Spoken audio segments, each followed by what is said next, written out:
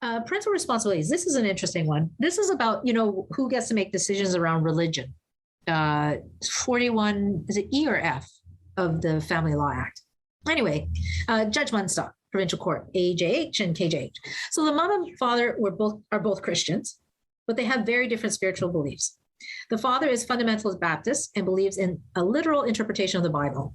So what do you think the father believes in? Well, the father apparently believes that Canada should reinstate the death penalty for homosexuals and that homosexuals should be put to death. And also that the wife has a duty to obey her husband and that women should not speak or teach in church. There are more, but I picked out some of the highlights.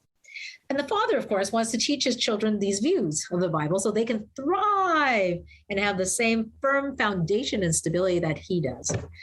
And the father believes the mother's religious instruction is harmful to the children and not in their best interests. So what does Judge Munstock have to say about this? Well, Judge Munstock granted the mom the authority to make decisions respecting their religious and spiritual upbringing. The judge was concerned for the physical, psychological, emotional safety, security, and well-being of the children if the father were to participate in their religious and spiritual upbringing. Now, that phrase, physical, psychological, emotional safety, security, well-being, remember that is section 37, sub 3 of the Family Law Act under best interest of the child. No order is in the best interest of the child unless it protects, boom, those things, right? So Judge Munstock gets that. Hey, I'm sorry, that wasn't being cheeky to Judge Munstock, but yes, says, this is what it is. The judge found the father's views to be antisocial and said they will cause children to be unable to get along with a large number of people. Yes. And he also ordered that the father's parenting time would have to be in public so that the father has little opportunity to teach his religious views to the children.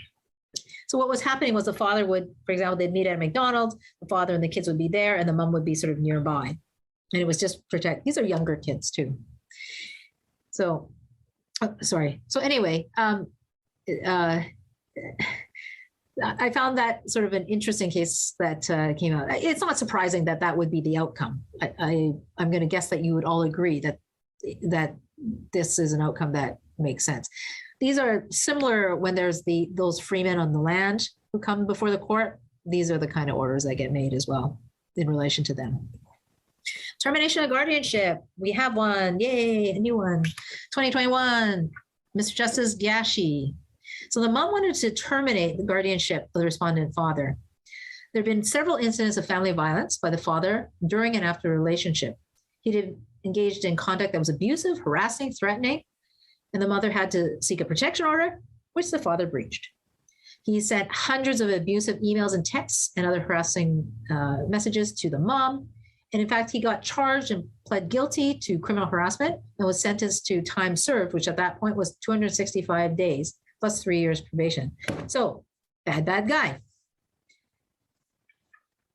Mr. Justice G.H. goes, well, first of all, terminating guardianship is a draconian step and should only be ordered in the most extreme circumstances and only if the concerns cannot be addressed through the allocation of parental responsibilities, citing a bunch of cases. Okay, we've heard that before. So then what does Mr. Justice G.H. finds? Okay, he says, the circumstances of the case are extreme, but they're not so extreme that the father should be removed as a guardian. So the test now has gone to the standard really high. That's pretty high. 265 days in jail, hundreds and hundreds of emails, ongoing barrage. That doesn't get you over the terminate guardianship hurdle.